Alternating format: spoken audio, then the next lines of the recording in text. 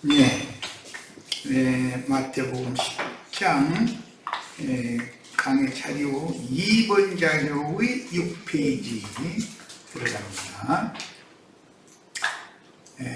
8절, 10장 8절입니다. 잘 명심해서 읽습니다. 병든 자를 고치며, 첫 번째, 두 번째, 죽은 자를 살리며, 세 번째, 나병 환자를 깨끗하게 하며, 네 번째, 귀신을 쫓아내되, 그 다음에 조건이 있는데 너희가 거저받았으니 거저주라.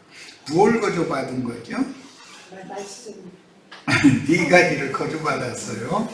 병든 자를 고치는 권능, 죽은 자를 살리는 권능, 나병 환자를 깨끗하게 하는 권능, 귀신을 쫓아내는 권능을 주님께로부터 거저받았는데, 이제 기독교계가 이제 조직신학, 신학 교리로는 사역의 사원리다, 이렇게 말하죠.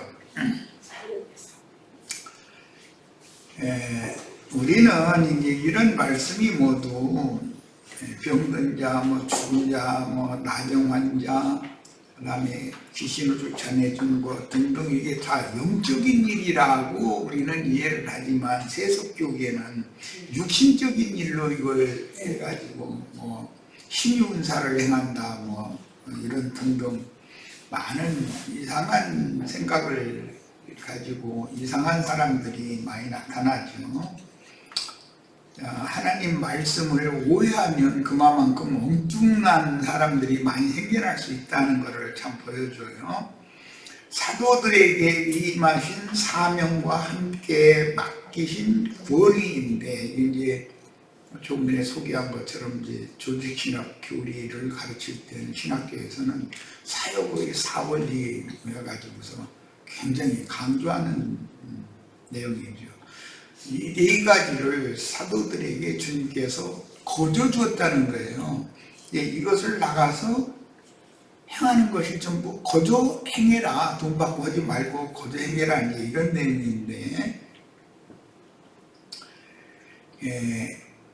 병든 자를 고치며 죽은 자를 살리며 나병 환자를 깨끗하게 하며 귀신을 쫓아내는 능력을 행하는 이런 권위는 천국에 임한 실정으로 표적을 구하는 유대인들에게 확인시키는 영적인 표적들이다. 유대인들은 그래서 항상 표적을 구하는 신앙을 지향하는데, 오늘날 자칭 유대인들이 이런 표적을 자꾸 구하죠. 신유연사, 여기에는 이제 그 방언이라는 것이 빠졌는데, 방언하느냐 못하느냐, 그런데 이상하게 죽은 자를 살리는 얘기는 살짝 빼놔. 은사 행한다는 그 목사들이. 근데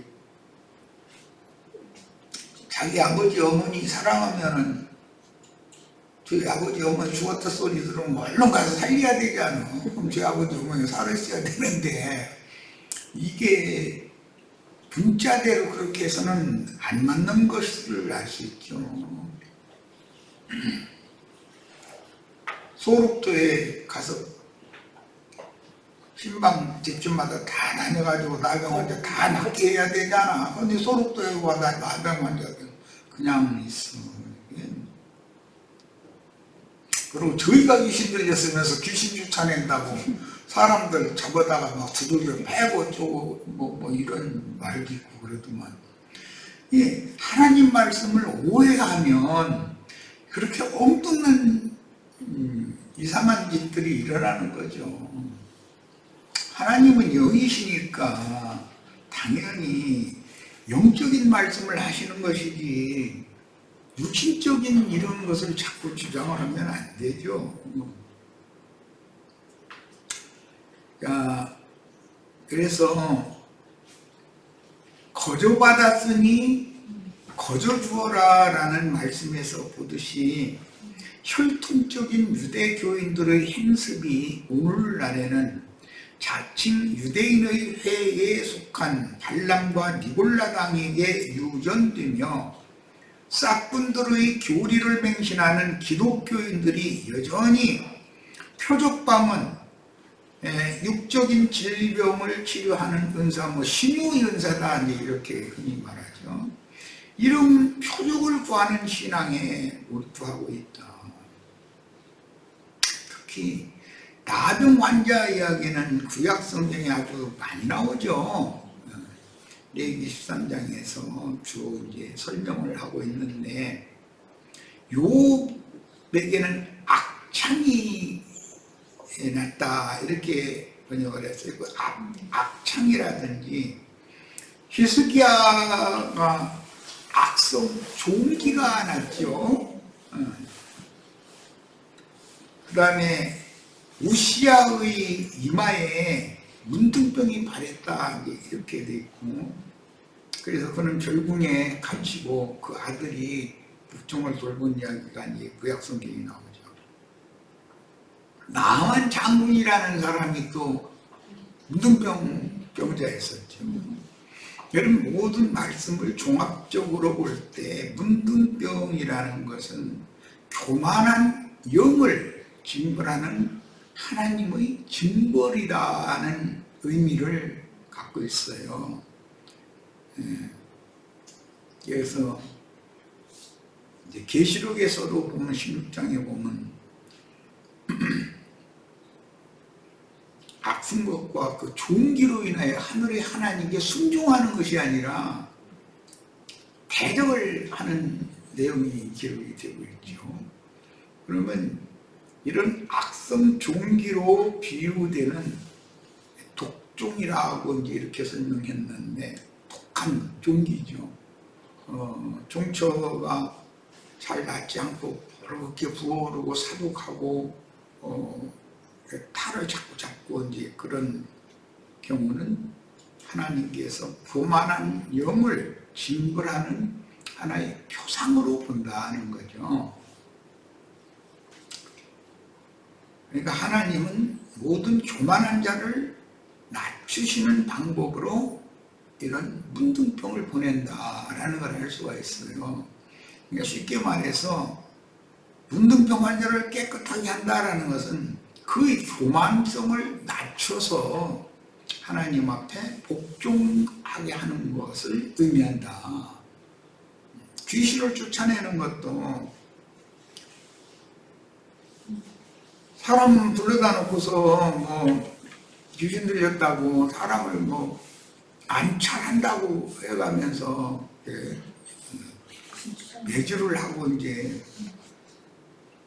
그렇게 해서 사람을 반정신 만들어 놓거나 실성하게, 진짜 귀신들도 실성하게 만들거나 그런 경우들이 이제 종종 세상에 나타나는데, 귀신을 쫓아낸다는 것은 보편적이고 타당한, 모든 사람이 보편타당한 그런 인격, 성품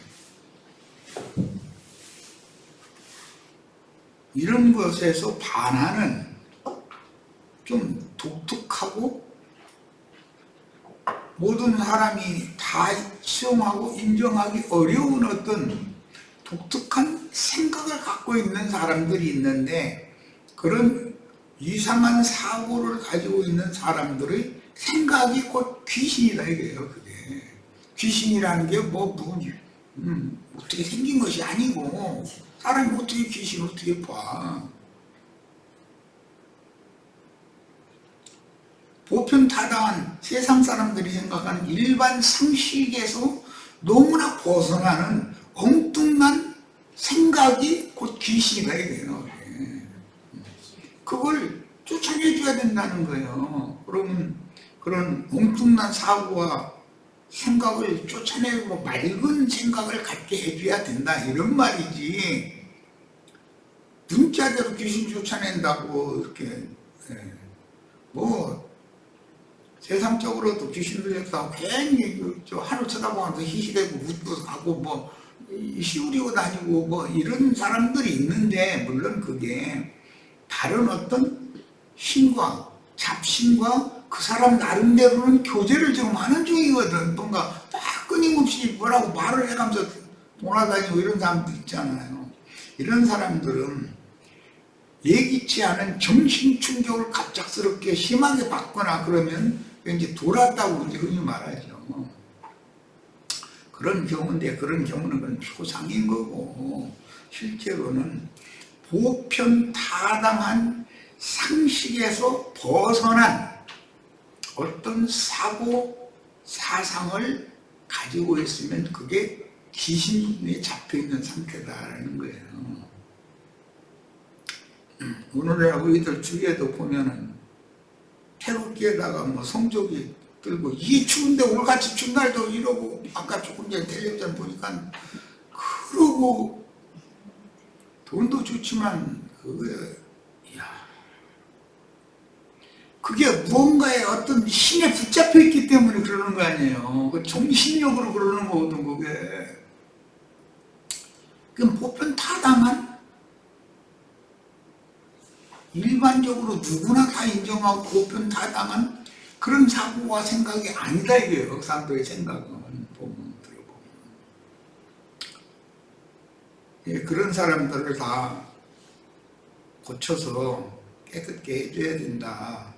그런 것이 복음을 전하는 전도자의 사명이다 이거예요. 사람들 만나면. 그러니까 이런 문제가 전도자들을 박해하는 것과도 관계가 있는 거죠. 당연히. 악한 어떤 더러운 귀신들에게, 돈 귀신에 붙잡힌 사람들 보면 온통 생각이, 그 정신이, 생각이 돈에 붙잡혀 있거든. 그럼 이 사람은 누가 얘기를 해도 안 들어요. 자기 생각을 결국 내려놓으려고 하죠. 그런 사람들에게 맑은 정신이 힘이 바꿔지게 하는 것, 이게 전도의 원리다라는 거예요. 어떤 신자들은 헬라인들처럼 또 지식을 구하는 사람들이 굉장히 좀 고상한 신자들이죠. 좀 저질적이다라고 판단할 수 있는 신자들은 귀신 들려가지고 희우려 다니고 뭐 엉뚱한 생각을 가지고 주장하려고 그러고. 그런데 어떤 신자들은 헬라파 신자들이죠. 고상한 걸 추구한다 이거예요. 그 사람들이 하는 얘기를 들으면 철학적인 얘기, 뭐 이런 것들을 이렇게 굉장히 좋아하는 그런 층에 속하죠. 신학교리들이나 히브리어, 헬라어, 문법, 성구사전, 단어사전 등 그 지식에 붙잡혀버려 완전히. 그래서 자기 지식을 자랑하려고 엉뚱한 주장을 하여 약하고 어리석은 신자들을 미혹하면 이 헬라인들과 같은 신앙을 추구하는 사람들이, 그런 사람들이 사람을 꽉 잡고서 놔주지 않는 그런 특성이 또 있어요. 문제는 이런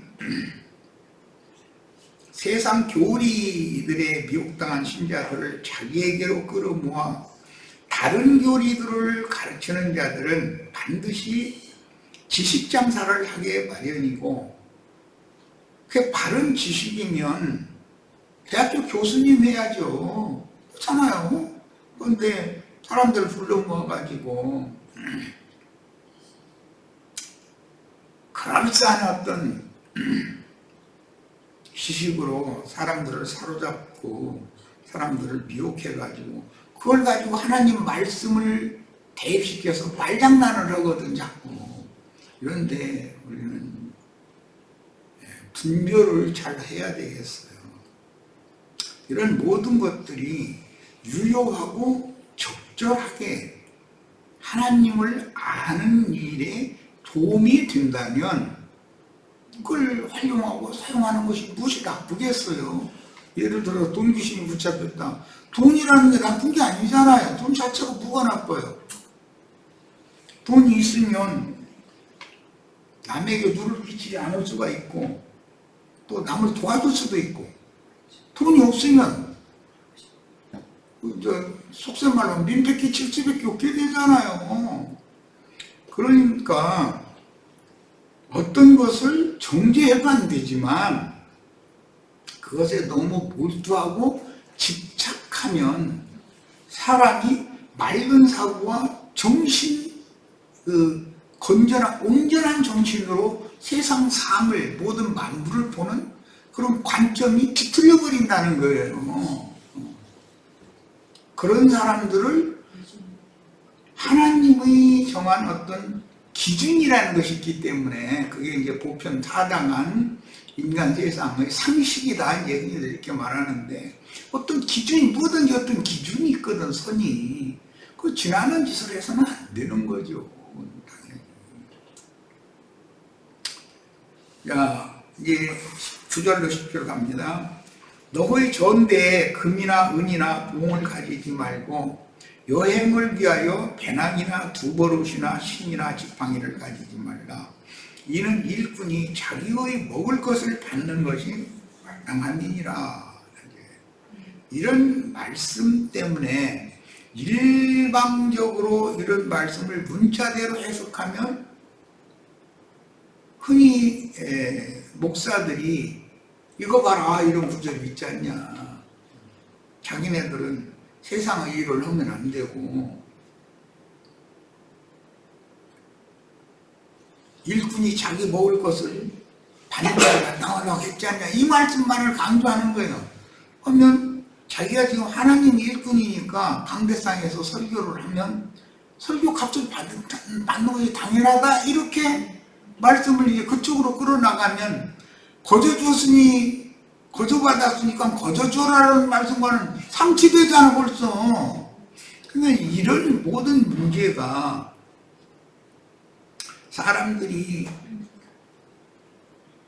하나님의 의도를 너무 왜곡하고 오해하는 데서 뒤져지는 문제다라는 거죠.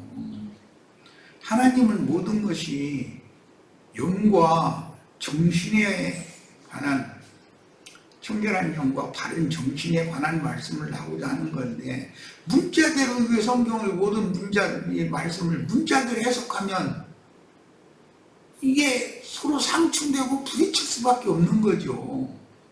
이런 문제를 잘 생각해야 되겠어요. 어제 우리 성경 읽기에서는 요셉이 애굽에서 법으로 정해서 선포했던 애굽의 토지법이라고 하는 거예요. 그 나라의 농토를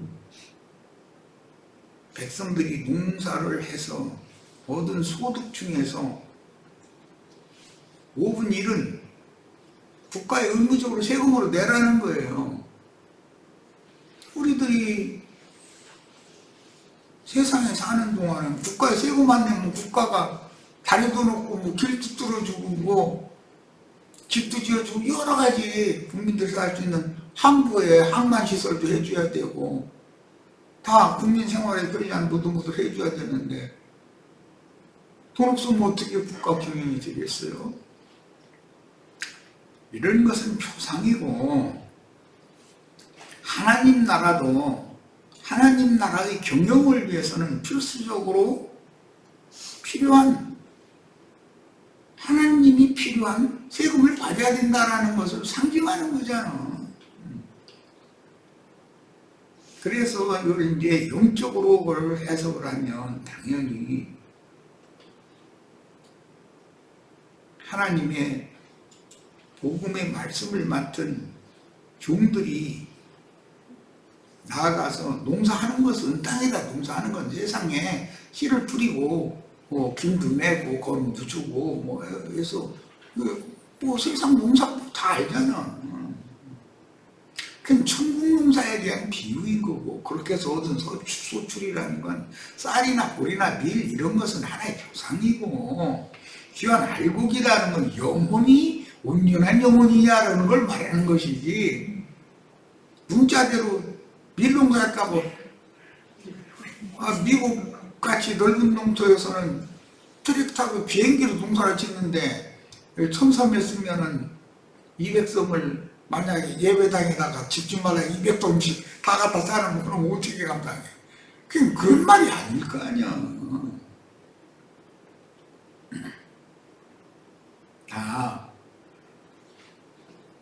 전도를 하는 목적은 이런 주님이 거저 주신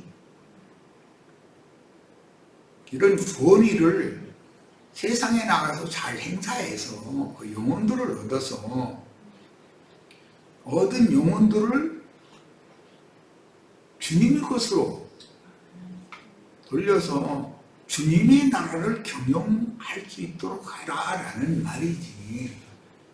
그렇게 해석을 해야지. 문자대로는 그러면 5분에 사는 농사진 사람이 먹고 살아야 되잖아. 그 사람 농사진 사람 가족도 있고 수고한 사람들 품삯도 줘야 될 거고. 그런데 그래서 이것은 천국 농사에 관한 이야기. 수고한 종들이 양무리를 교회로 모으면 교회에서 하나님의 권속이 되어서 생명 안에서 서로 사랑 안에서 서로 이렇게 행복을 누리는 그런 교회 생활을 현실에서 실행을 하는데 5분 4를 쓴다. 그럼 5분 1은 하나님께로 드려야 된다라는 그런 의미이기 때문에 사실은 영과 그의 정신을 하나님이 받으시도록 드리는 사역을 잘해라. 너희가 교회를 세우면 교회는 주님의 교회야지 네 교회를 삼으면 안 된다. 이제 이런 말이다 하고 이렇게 이해를 해야 맞는 거죠.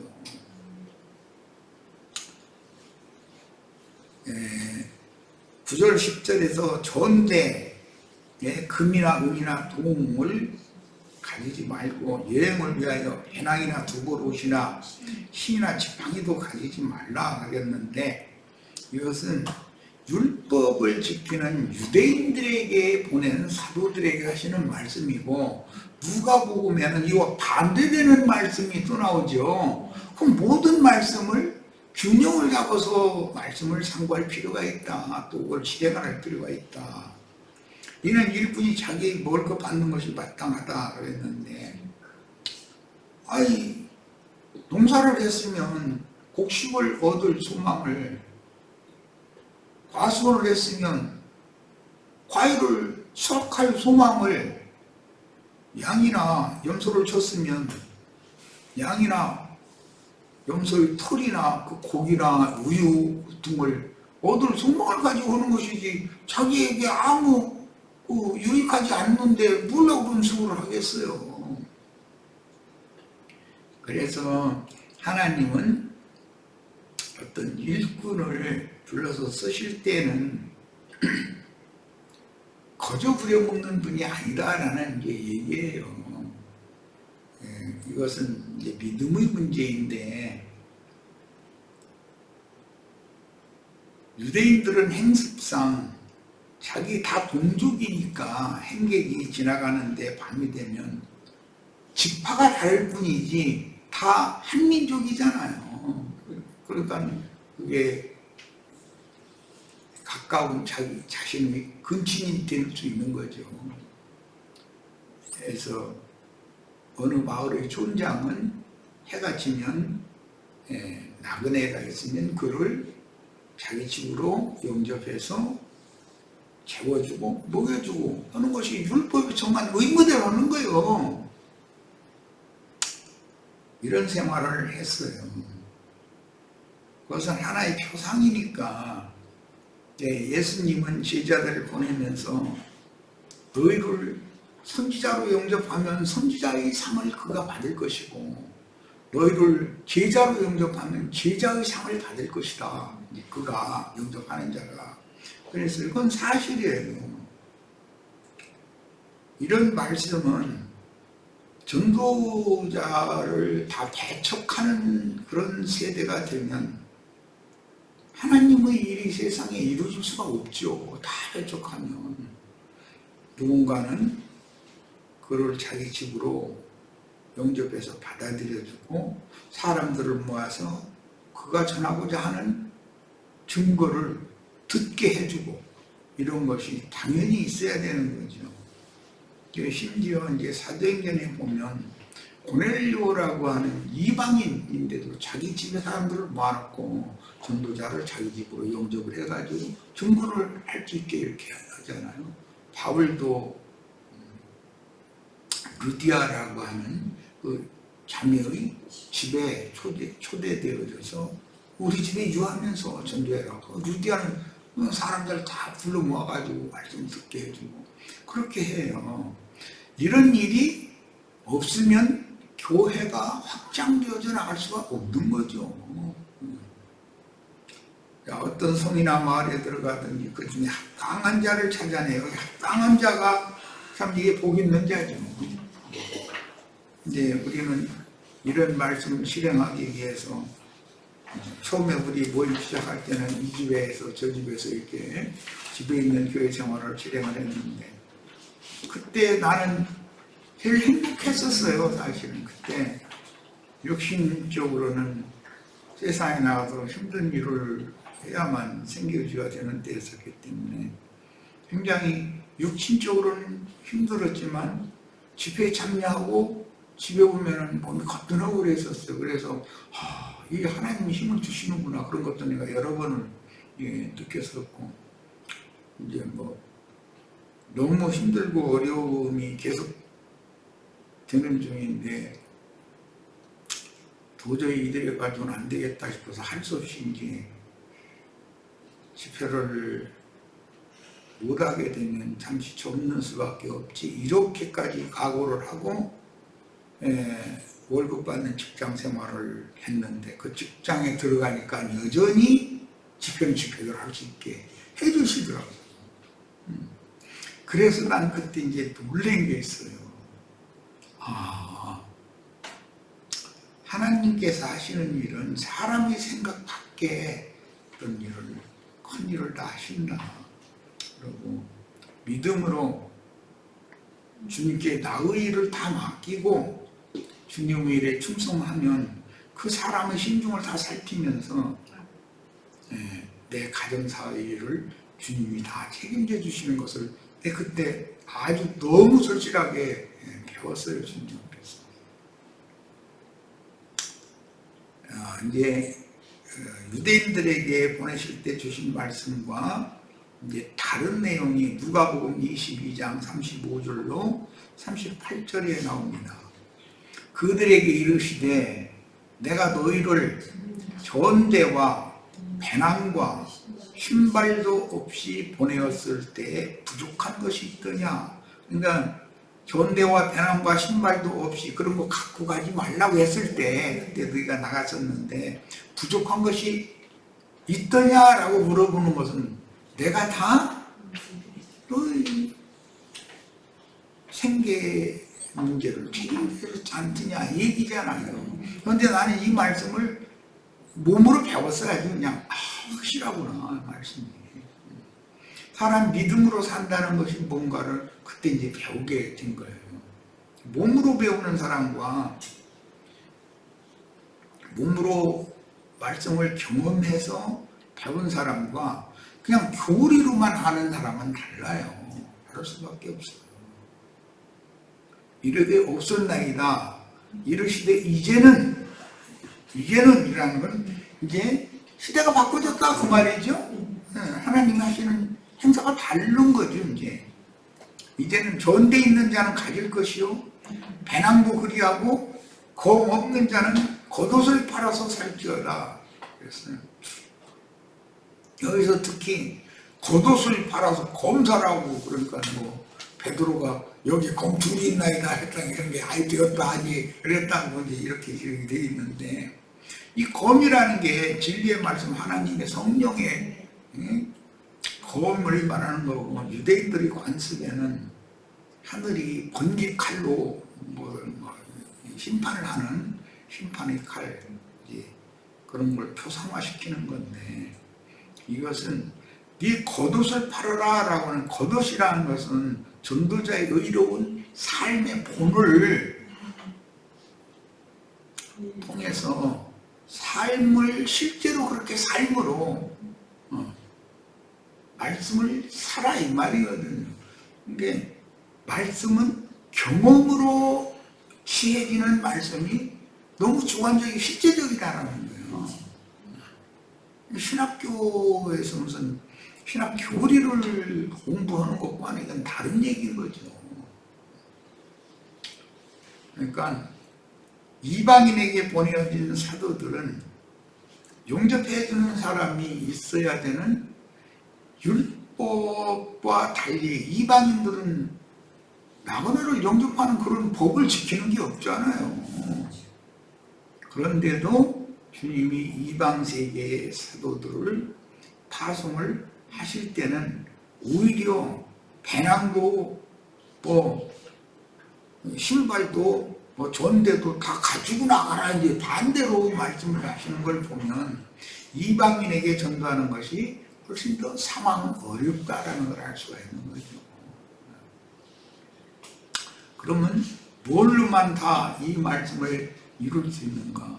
전도자가 이건 믿음으로 사는 거예요. 믿음으로 사는 모본을 보이는 삶의 그 행실. 그 이제 혈루병 환자가 예수님의 옷가에 손을 댔더니 나았다 이렇게 했는데 말씀을 자기의 삶으로 눈으로 말씀을 하나님께 배우는 거. 그 겉옷을 팔아서 곰을 사는 건데 이것은 유대인들에게는 이걸 요구하지 않고 이방인에게 보낸 사도들에게는 이걸 요구를 했다라는 거예요. 내가 너희에게 말하노니 기록된 바 그는 불법자의 동류로 여김을 받았다 한 말이 내게 이루어져야 하리니 네게 관한 일이 이루어져 감이니라. 그들이 여짜오되 주여 보소서 여기 곰 둘이 있나이다 대답하시되 족하다 하시니라. 예수님의 말씀을 그때 당시 제자들은 전혀 못 알아듣고 있었던 거죠. 오늘 우리들은 이런 말씀도 다 겉옷을 팔아서 검을 세라는 말씀은 뭔 뜻인가를 합당하게 이렇게 소화하고 이해해서 나의 삶 가운데 이런 말씀을 다 적용하고 이방인들인 우리들은 복음 말씀을 전하는 하나님의 사명이 훨씬 더 힘들고 고통을 수반할 거다라는 각오를 꼭 단단히 하셔야 되겠습니다. 자, 3시간 여기까지서 마칩니다. 잠시 쉬었다.